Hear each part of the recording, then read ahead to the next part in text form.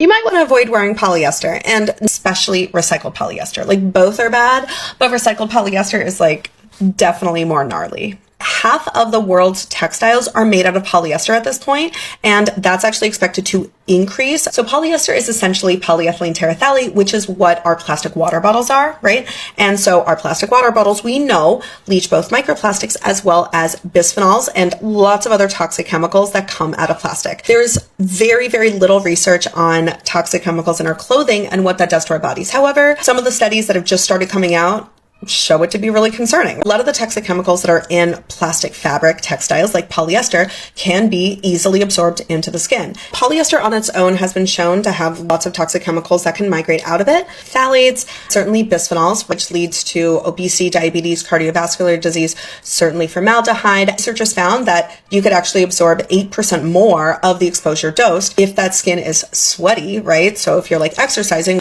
if you're wearing that on your private parts, that area of the body is far more permeable than the skin on other parts of your body. And in this one particular study, they looked specifically at several flame retardant additives that are typically added to polyester or other like athletic textiles.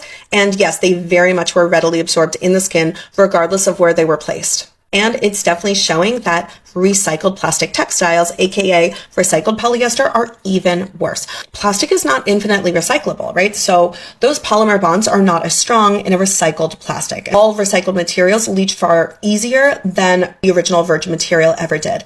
That being said, it is really easy to find a lot of things that are a lot of clothing that is not plastic, okay? Certainly cotton, make it your best friend. It doesn't have to be organic cotton, although certainly that would be preferable.